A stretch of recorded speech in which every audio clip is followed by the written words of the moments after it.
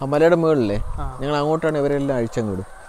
അപ്പോൾ അതുകൊണ്ട് ഞങ്ങൾ ഒരിക്കലും ഈ പറയുന്ന ഫീഡിക്കുന്ന ഒരു സംവിധാനം ഞങ്ങൾക്കില്ല ഇവിടെ. ഇന്ത്യയിലെ ഏറ്റവും കൂടുതൽ പാൽ പർപ്പസാരി എന്ന് പറയും. ഇവിടെ പോലും ഇൻസുമിനേറ്റ് ചെയ്യാനുള്ള ക്രയൊക്കെ നമ്മുടെ കയ്യിലുണ്ട്. ഞങ്ങൾക്ക് ഭയങ്കര ലോസ് ഉണ്ടായി. അന്നേരമാണ് ഞങ്ങൾക്ക് ശരിക്കും മനസ്സിലായി ഈ സംഭവം കൊണ്ടുവരുന്ന എത്രയോ കർഷകർ പോയി കരഞ്ഞിട്ടുണ്ടാവുന്നു. കാരണം ചെറിയ തടികൾ ഉപയോഗിച്ചാണ് ഞങ്ങൾ ഈ കൂടുണ്ടാക്കിയേക്കുന്നത്. ഇപ്പോൾ ഒരുപാട് ആൾക്കാർ ഫൈബറിലേക്ക് പോകുന്നുണ്ട്. പക്ഷെ ആവശ്യമില്ലാത്ത കാരണം അവരുടെ ഒരു ആവാസ വ്യവസ്ഥയ്ക്ക് നമ്മൾ ഇതുപോലെ ഞാൻ ചെയ്തേക്കുന്നില്ലേ, ഇവരത് കഴിക്കാറില്ല. കാരണം അതിൻ്റെ ആവശ്യമില്ല. കാരണം നമ്മളത് ചെയ്തിട്ട് ഒരു കാര്യമില്ല.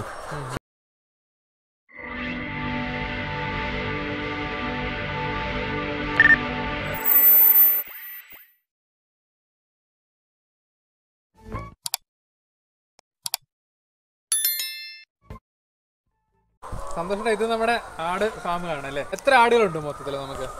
ഇപ്പം നമുക്ക് ശരിക്കും പറഞ്ഞാൽ ആടുകൾ കുറവാണ്. പക്ഷെ എന്നാലും ഒരു 26 ചനകാടുകളാണ് നിൽക്കുന്നത്. പക്ഷെ എല്ലാവരും ഇങ്ങനെ അഴിച്ചു വിട്ടേക്കും കേട്ടോ. ഇതാണ് ഇന്ത്യയിലെ കൊണ്ടുവന്ന ആടുകളാണ്. ഇന്ത്യയിലെ ഏറ്റവും കൂടുതൽ പാൽ പർപ്പസാരി എന്ന് പറയും.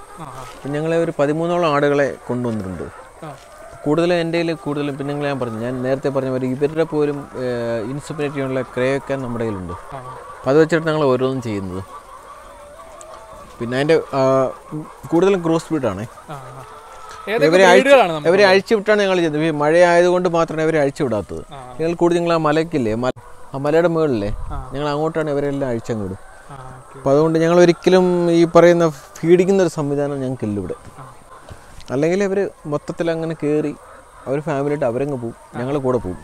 അപ്പം അങ്ങനെ ഇതിനകത്ത് ഞങ്ങൾ പക്ഷേ കൂടുതലും രാജസ്ഥാൻ എന്ന് പറഞ്ഞ സ്ഥലമുണ്ട്. രാജസ്ഥാനിൽ അജ്മീറില്ലേ, അജ്മീർ കൊണ്ട് നാടും പിന്നെ അല്ലെങ്കിൽ പഞ്ചാബി ബീറ്റൽ. പക്ഷെ ഒരുപാട് ആൾക്കാർ ഇവിടെ കൊണ്ടുവന്നിട്ടേ അവിടുന്ന് കൊണ്ടുവന്നൊക്കെ പറയും. പക്ഷേ എനിക്ക് വളരെ കൈപൊള്ളിയൊരു സമയം ഉണ്ടായിരുന്നു. ഞാനും ഈ ആട് വളർത്തൽ ഈ കൂടടിച്ചില്ലേ, ആ സമയത്ത് എനിക്ക് ഒരു 2 ആടിനെ മേടിക്കുന്ന ഭയങ്കര ആഗ്രഹത്തിൽ ഞാൻ നമ്മുടെ തൊട്ടടുത്ത് തന്നെ ഒരു 7 കിലോമീറ്റർ ഒരാളുടെ അടുത്ത് പോയി ചോദിച്ചപ്പോൾ അദ്ദേഹം പറഞ്ഞു ഇതിന് 18,000 രൂപ വേണം. ഒരാൾ പറഞ്ഞു 22,000 വേണം. ഞാൻ വളരെ സർപ്രൈസ് ആയിപ്പോയി. കാരണം ഒരു ആടിന് അങ്ങനെ 22,000 രൂപ കൊടുക്കും ഞാൻ. അപ്പം ഞാൻ സ്വയമേ ചിന്തിച്ചത് എവിടുന്ന് ഈ സംഭവം ഇവരെല്ലാം കൊണ്ടുവരുന്നു. അപ്പം അങ്ങനെയാണ് ഞങ്ങൾ ഈ ഞാനും എൻ്റെ പേര് ഫസ്റ്റ് ഹെൻറി എന്ന് പറഞ്ഞ ഒരാളുണ്ട്. അപ്പം അദ്ദേഹം ഞങ്ങളെ ചിന്തിച്ചാണ് ഞങ്ങൾ രാജസ്ഥാനിൽ നിന്ന് ഫസ്റ്റ് ഞങ്ങൾ കൊണ്ടുവരുന്നത്. ഞങ്ങൾ കൊണ്ടുവന്ന സമയത്ത് ഞങ്ങളുടെ കൂടെ കുറേ ആൾക്കാർ കൂടി. ഞങ്ങൾക്ക് ഭയങ്കര ലോസ് ഉണ്ടായി. അന്നേരമാണ് ഞങ്ങൾക്ക് ശരിക്കും മനസ്സിലായി ഈ സംഭവം കൊണ്ടുവരുന്ന എത്രയോ കർഷകർ പോയി കരഞ്ഞിട്ടുണ്ടാവുന്നു. പക്ഷേ നമ്മുടെ സ്വന്തം മണിയായ കാരണം ഞങ്ങൾക്ക് അത്യാവശ്യം മണി ലോസ് ഉണ്ടായി. പക്ഷെ എന്നാലും ഞങ്ങളുടെ നെക്സ്റ്റ് മിഷനില്ലേ, ഞങ്ങൾ ഹരിയാനയിൽ നിന്ന് കൊണ്ടുവന്നു, പഞ്ചാബ്. ഞങ്ങളിതിനെന്താ ചെയ്തെന്നറിയോ? ഞങ്ങളിതിനെ ബ്രീഡ് ചെയ്തു. ഞങ്ങൾ പുറത്ത് കൊടുത്തില്ല. ഇത് ഞങ്ങളുടെ നെക്സ്റ്റ് തലമുറയാണ്. ഇവരൊക്കെ ഓരോന്നും നിൽക്കുന്നത്, ഓരോന്നും നിൽക്കുന്നില്ലേ, ഇതെന്നെ എല്ലാം നെക്സ്റ്റ് തലമുറയാണ്. ഇതൊക്കെ അല്ലേ ശരിക്കും പറഞ്ഞാൽ രാജസ്ഥാനിലെ ഗുജറി എന്ന് പറയും. ഗുജറി കരോളിയുടെ ഓരോന്ന് ക്രോസാണത്. ഈ കയറിപ്പോയാണ് സിരോഹി. നിങ്ങളകത്ത് കയറി നോക്കിയാൽ നിങ്ങൾക്ക് മനസ്സിലാവും. അതേപോലെ ഞങ്ങൾ ഒരിക്കലും ഹൈടെക് ഫാം ചെയ്യുന്ന സമയത്ത് പോലും ഞങ്ങൾ തടി കൊണ്ടില്ലേ, ശരിക്കും പറഞ്ഞാൽ ഞങ്ങളുടെ ഫാമിൽ തന്നെ ഉണ്ടായിരുന്ന ചെറിയ തടികൾ ഉപയോഗിച്ചാണ് ഞങ്ങൾ ഈ കൂടുണ്ടാക്കിയേക്കുന്നത്.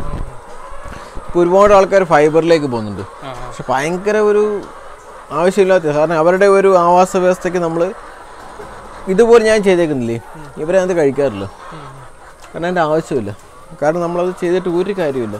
ശരി, ഞാനൊരു പുതിയ കൂടി ചെയ്യുമ്പോൾ ഒരിക്കലും ഞാൻ ഈ ഒരു ഫീഡിങ് മെറ്റീരിയൽ ഞാൻ ഉണ്ടാക്കും. ആ ഒരു അഴിച്ച് വിട്ട് അവരെ നടത്തണം. കാരണം അത് എത്രയോ ആൾക്കാരെ പല വീഡിയോയിലും കാണിക്കുന്നു. പക്ഷെ ഇനി ഈ സാധനം ഞാൻ ഇപ്പോൾ പൊളിക്കാൻ പോയി കേട്ടോ, വെൽഡിങ് ഇളക്കാൻ പോകണത്. കാരണം അത്രയും കൂടെ സ്ഥലം നമുക്ക് കിട്ടും.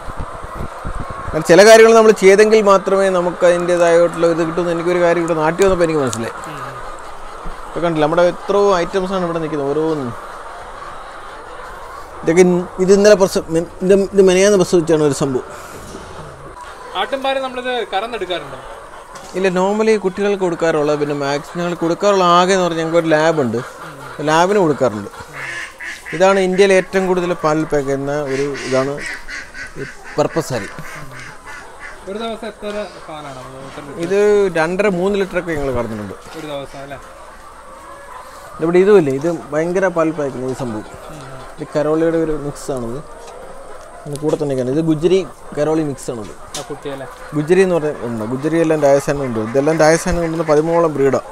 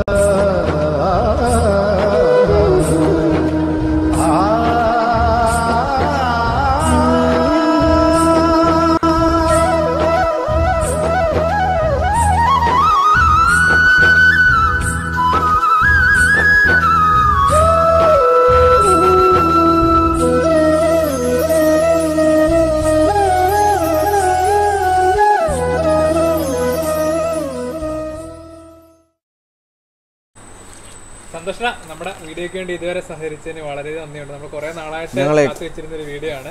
ഒരുപാട് കാര്യങ്ങൾ മിസ്സിംഗ് ഉണ്ടെന്ന് എനിക്കറിയാം. എങ്കിലും ഉറപ്പായിട്ടും ഇതിന് അപ്ഡേറ്റ്സ് അല്ലെങ്കിൽ കണ്ടിന്യൂസ് പാർട്ട്-4 വീഡിയോസ് നമ്മൾ ഇടുന്നുണ്ട്.